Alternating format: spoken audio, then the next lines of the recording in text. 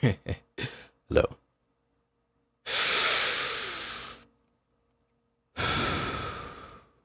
Inhale. Exhale. Okay, I'm sorry. Look at as you can see, it's a video about this tweet that I saw about Comet. I guess it's their alt apparently. Um so it was about the antagonist thing.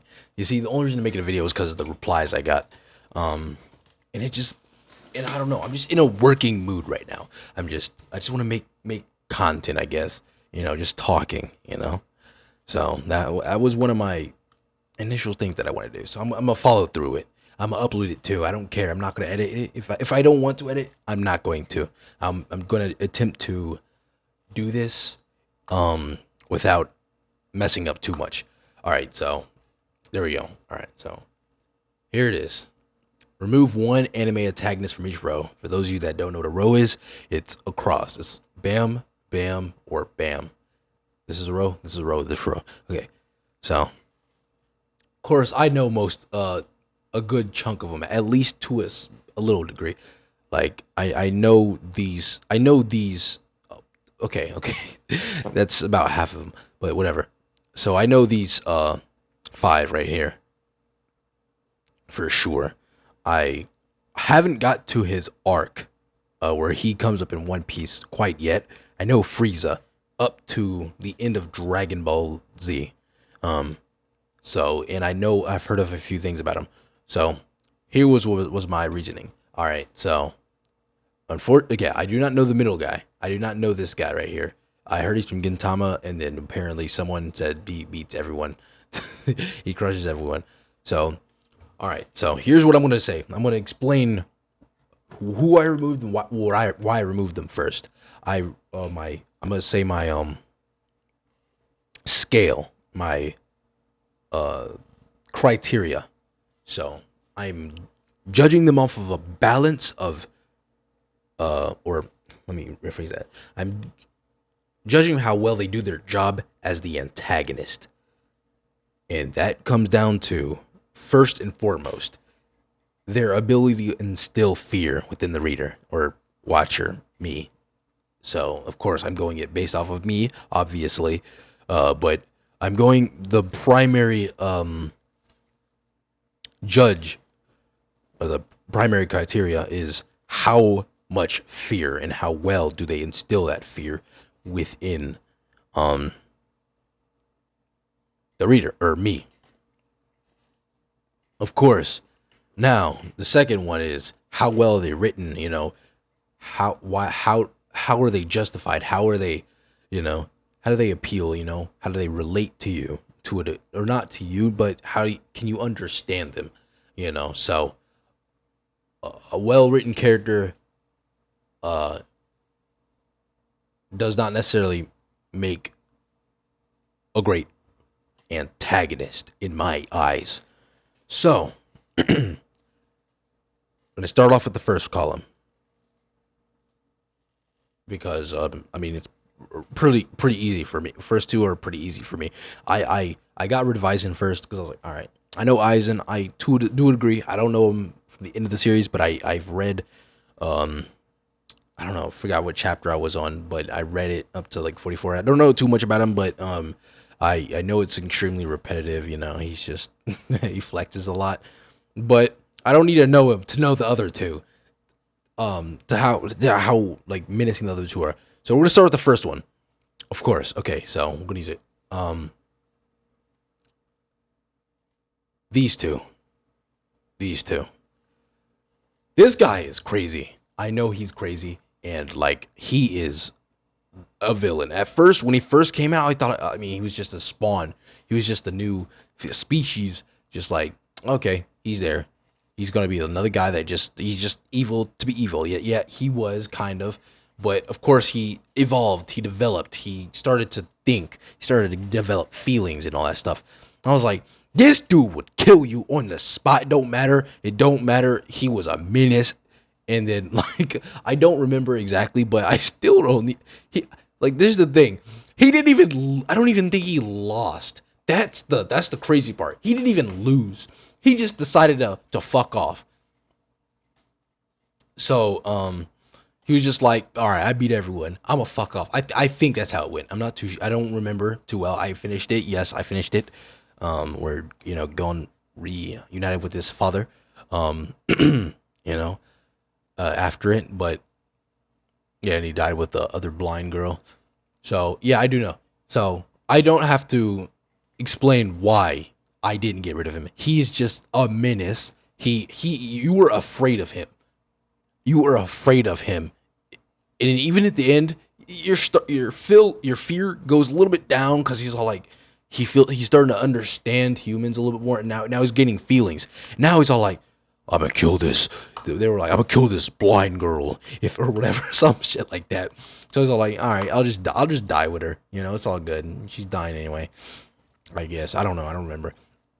But he's a well-written guy, and Hunter x Hunter is just pleasant. They have G's. They have all G's. There's no unless they're fodder, I guess. But there's no Hunter x Hunter takes no L's, bro.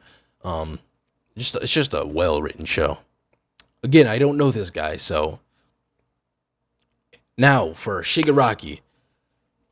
Again, he at first he was just introduced as a guy that just attacked.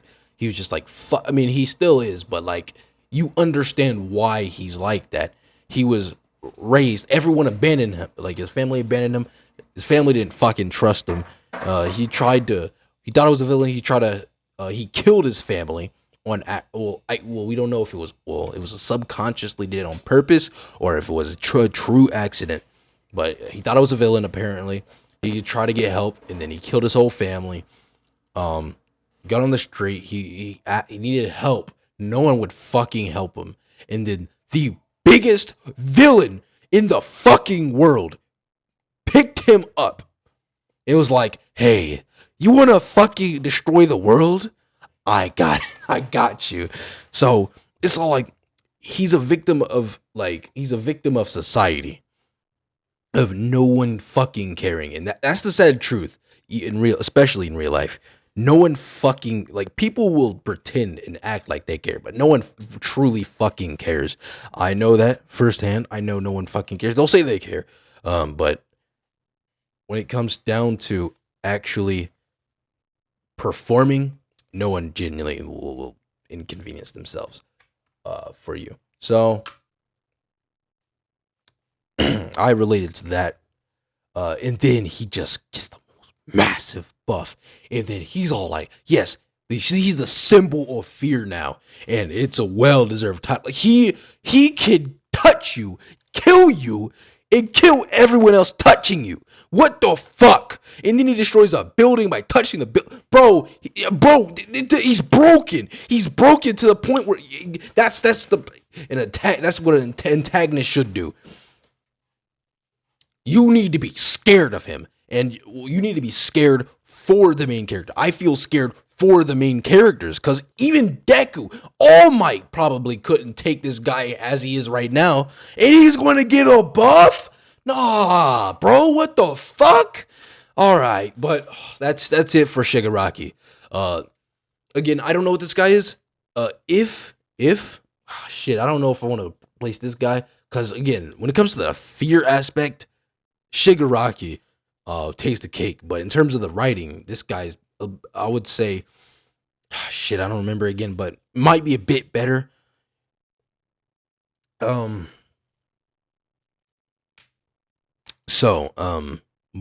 I hear he's from Gintama again.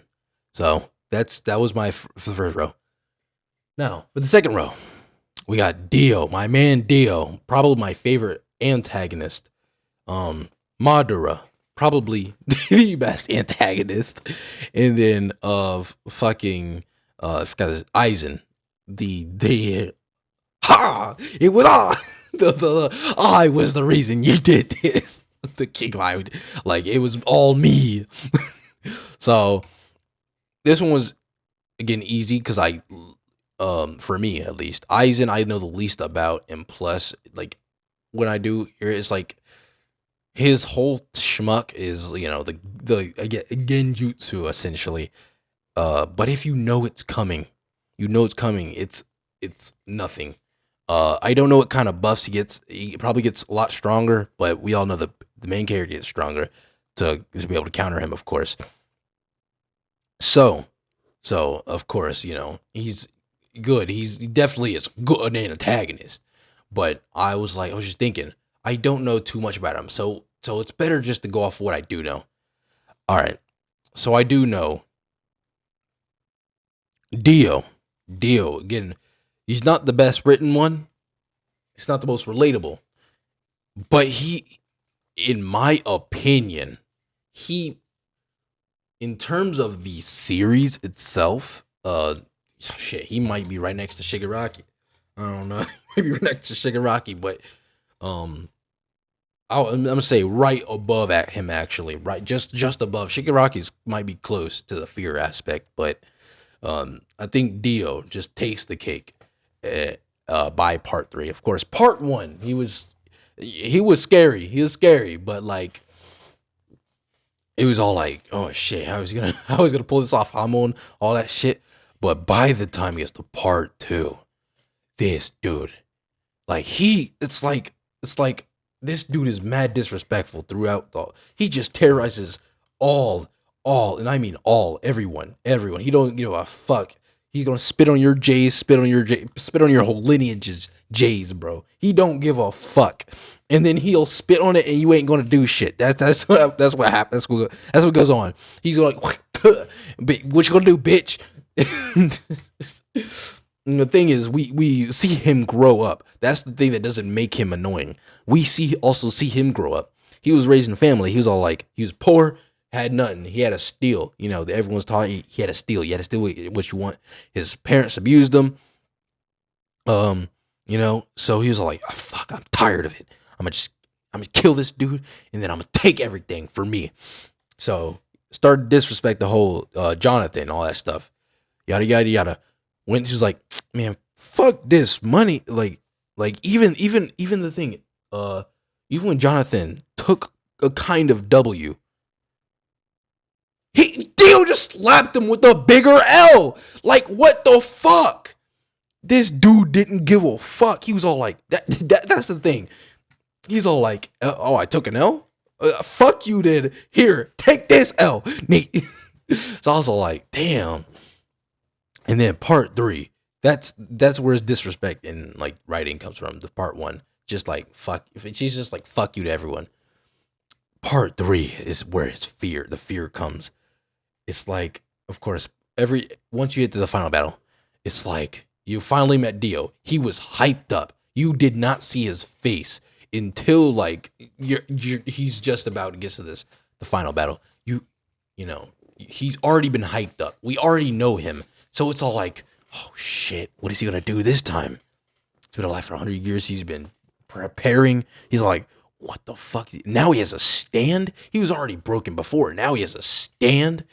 And then like the main character doesn't even have a Hamon. The main character's first thing. So it's like, and all he can do is just hit hard. Hit hard. I mean, he's fast, but he can hit hard too. And it's like, yo, what can this dude do?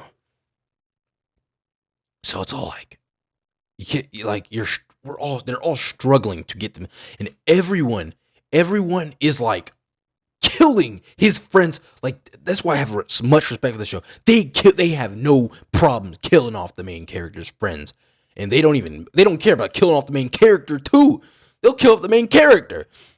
So it's all like, these guys kill the main cast with ease. And then these guys are scared of this dude. It's like, what the fuck is he doing? And it's like, what the fuck? And then once you finally meet him, it's like, oh shit. It's like, bro, like I'm scared right now just thinking about it. It's like, what the fuck is he doing? It's like, he does so much shit that it's like, what is his power? And then he could have killed, when Polnareff finally got to him, he's like, finally made it, huh? Come up to these stairs and you die. And then it's like, he went up, but he's at the bottom. It's like, what the fuck? What the fuck happened? Is he that scared? Is he that fucking scared that he doesn't realize he's that scared and he's walking back? It's like, yo, what the fuck? And then that chair comes out of nowhere. Just like, I'm gonna just sit down in this chair. It's like, what the fuck? So, and then he keeps doing it. Everyone else comes in, and then the sun they break through the sun. He's like, all right, retreat. So it's like, we all know the sun is his like one weakness. And I mean one weakness. So now it's just like he retreats to there's one place. He's like, what doesn't have sunlight? They're like, this casket. And then they have someone else open it. They have one of his henchmen open. Like, we're gonna kill you if you don't open this box. So they fucking open it. This is the real scary part. He opens it, and the dude that opened it is dead in the coffin. And everyone's like, what the fuck? He's like, what the fuck?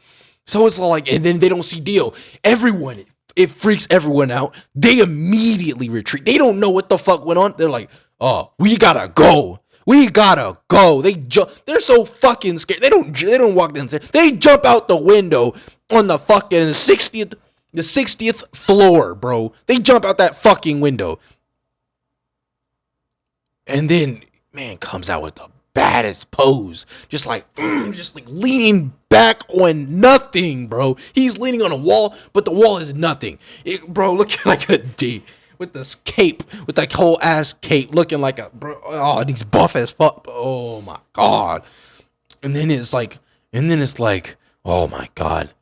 It's like, man puts a whole damn barrier around him. Instant kills him. Not even close. Instant kills him. It's like, bro. And then we fairy stop time. I'm like, if you have a power deal with time, the only way you're beating a dude that could fuck with time is with another nigga that can fuck with time. And it's like, what the fuck, bro? Who the fuck is going to fuck with him? Like, I would say it's a plot hole, but like, it was intended from the beginning that there was the same stand, of course. So it just so happens that the main character just so happened to have the same power. And his stand is slightly stronger and slightly faster. It's just that the world could stop time for longer, but I believe that's more due to Dio's resilience and body. Of course, I that's what I feel. Okay, that's Dio. Madara, he's like the villain done right. He's like the best. He's like the best final boss I feel that I've seen. Even though he wasn't technically the final boss, like from the beginning of the series, I mean, like he was his name was, I think, mentioned in the first part of Naruto.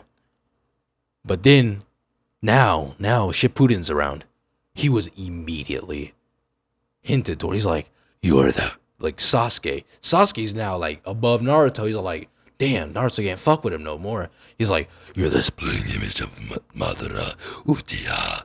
And we're like, now your question, who is, and then now Sasuke's like, I mean, he's not really curious, but he's like, Madara Uchiha, who the fuck cares? Am I supposed to know this dude? That's where the curiosity, and then he's constantly throughout the series you're reminded of him. So like, only Hashirama could fuck with him. No one could fuck with him. He was a menace. He was hyped up, and then now Obito passes off as Madara, and everyone's like scared because they're all like, this dude's still fucking alive. And they're all scared of him. Obito. Obito is a whole nother thing. He's another threat that I don't like. I'm scared. I would be scared to fight. But Madara is a different breed, dude. It's like after we know Obito, and then after it's revealed to be Obito, or whatever, everyone's like, it's another Madara on the field, and then we feel it's Obito. So this dude is passing off as Obito, and then everyone knew. Now we know, like, oh, dude's weaker than Obito's weaker than Madara. Now everyone's like, this dude single-handedly, he had an army, but he was fucking everyone up. No one could touch this dude, literally and metaphorically. So okay, I would say maybe Itachi, because the fact that he didn't do anything while Itachi was around means Obito was at least moderately uh fearful of Itachi. I imagine it's because of his Tsukiyomi. Because I mean, you can be as transparent as you want. You can't avoid a Genjutsu like that powerful. So so um all right. So now we know it's Obito, who's this moderate dude. And now he does the coldest thing in anime history. He solos an army, bro. Base. He solos him then base, like fucking disrespects them so hard while doing it. Drops a meteor on their ass, drops a second meteor on their ass. While they think they're safe, they're like, "Oh, we stopped this meteor. Here's another one." He's different. He's different. And then he gets a massive ass buff. And that's the thing. It takes him to be all like, man, no one can fuck with me, and take his own quote unquote will to fuck him up. Like of course he trusts, because in this his will. Got close enough. He's all like, yo, what's up, knee? And then it stabs him. I don't. It's kind of like the wackest shit. Like, but like, it's kind of whack way to go out. But that's crazy. It took. Oh my god, bro! Just everyone else couldn't beat him, bro. It took everyone else, and they still couldn't beat him. It's literally almost the same case as Man's right here. It took some bullshit to take him out. Now, Aizen, again, I don't know too much about him. I know he, like, his one thing. It's been revealed to Ichigo, Spankai. Don't know too much, so I don't know. If any, and if I'm being honest, even if I do know, I genuinely, highly doubt Aizen is better at being an antagonist for their series. And I'm looking at it in their respective series. Better antagonist for the series than Dio and Madara. Dio and Madara was like the biggest hyped up. Like they did Dio and Madara right. They're like the two of the best done antagonists, in my opinion. Now this bottom row is a lot harder because I knew almost nothing about any of these three. This guy I haven't, again, as I said, I haven't approached yet.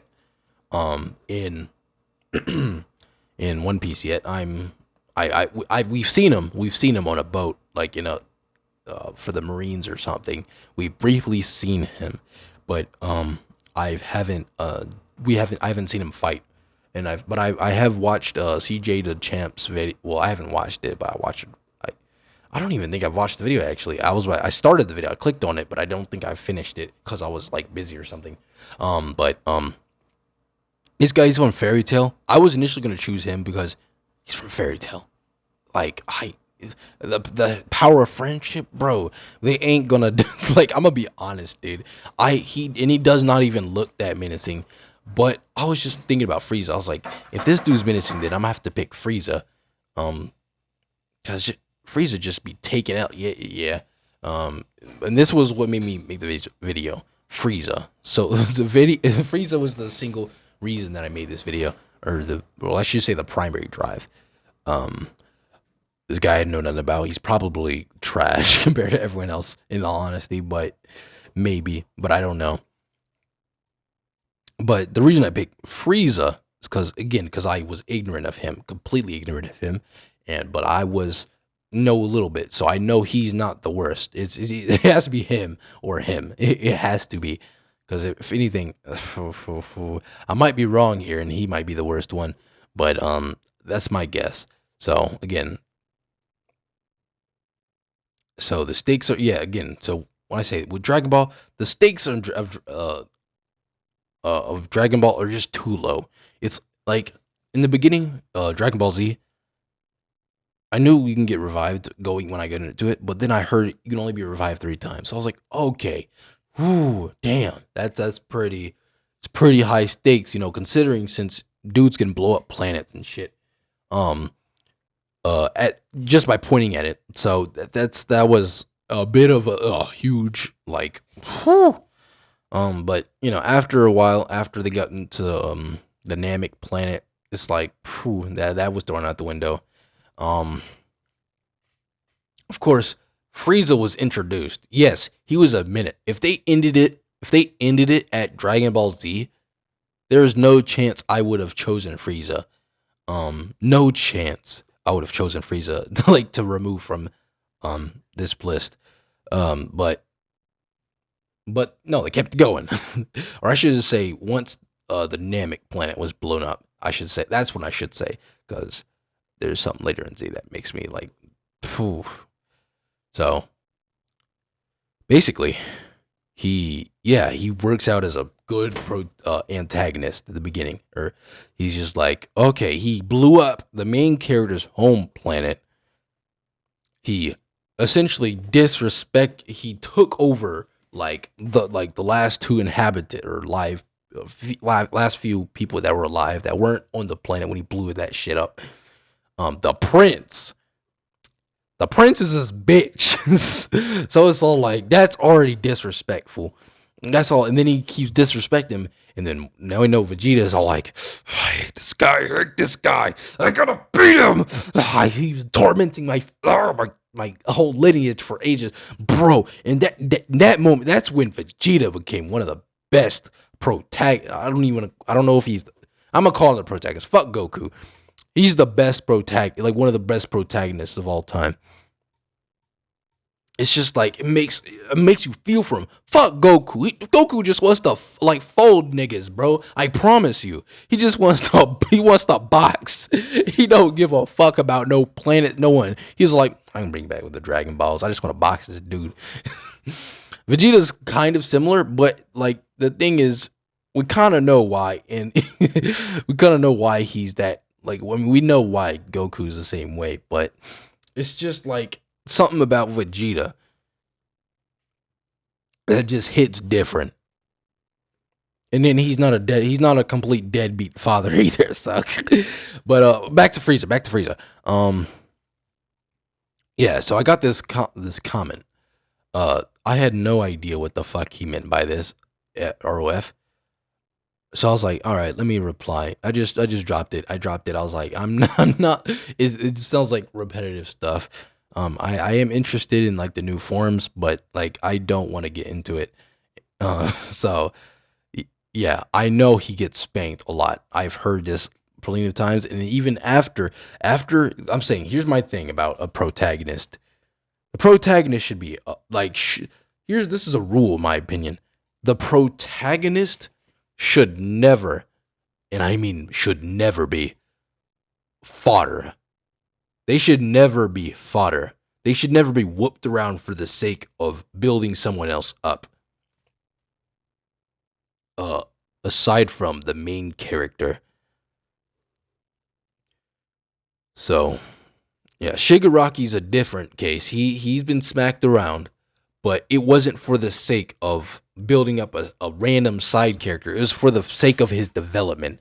It's all like, it's almost in a sense like he's also a protagonist. As for Frieza, as far as I'm aware, he's just an antagonist. He's just an obstacle. He's just like whatever. So we got Shigaraki's story. We had to know how he becomes a fucking menace. You see, if Dragon Ball was over, and then I see how he ended off, and then he goes out with a bang from the main characters, he's a good ass protagonist again. If it stopped after the explosion of planet Namek, then I would have been like, "Ooh, he's a G." But this man, he's okay. So he's done right. He's done right once he's beat by Goku on the Namek planet. He's done right. But then they bring him back in a disgusting form. Here I'm thinking is like, oh, is he gonna do something? No, this dude is beaten. His ass gets kicked by a side character to show off the side character. And then his dad gets whooped too. It's like, what, bro? That's mad disrespectful to Frieza, dude.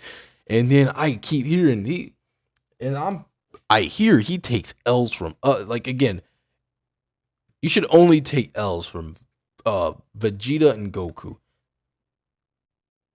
Like, the others should help, but I feel the primary contribution should be either from Frieza or not Frieza, Goku or Vegeta, one of the two. If it's not from either or, then it's like they're doing the antagonist dirty, doing Frieza dirty. So I hear he gets whooped by like multiple dudes. I don't know, Broly maybe. Fuck, I don't know, but I know he gets whooped. He comes back. It's like he goes out like a G, comes back, gets whooped, comes back, gets whooped, comes back, gets whooped, comes back, fucks him up, but gets whooped after that. I'm like, dude, they're disrespecting him. It's like, what the fuck?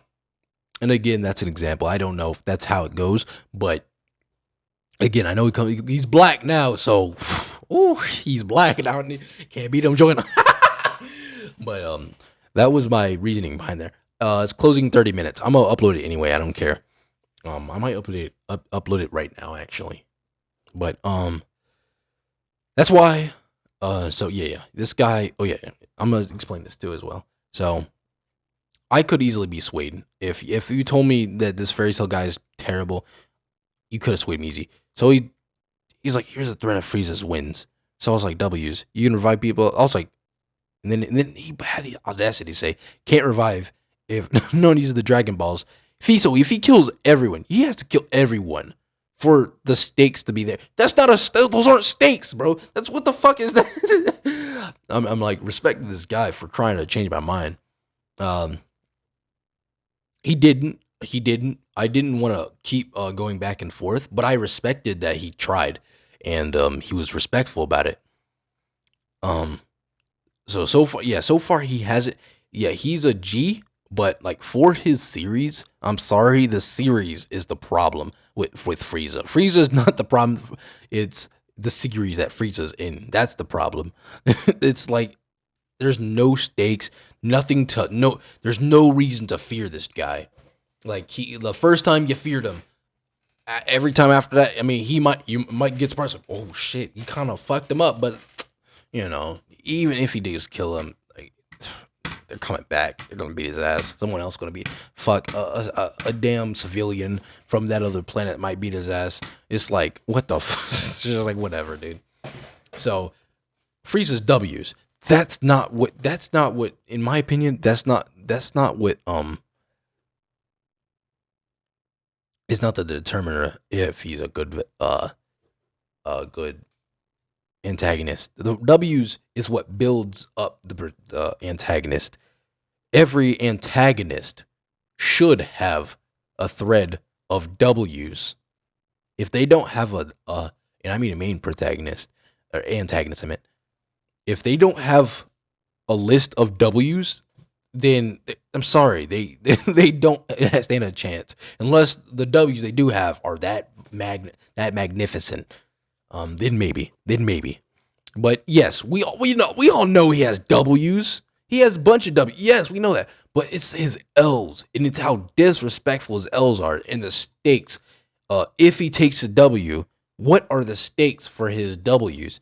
Nothing. A quick revive, but all they gotta do is just grab that perk from that perk machine. Bam, you're good. You're good, G. Like, you're good. That's it. It's just like, it's like nothing. It's like, again, your main objective is to instill fear as an antagonist. You can be the best written character, but if no one is scared of you, it doesn't fucking matter.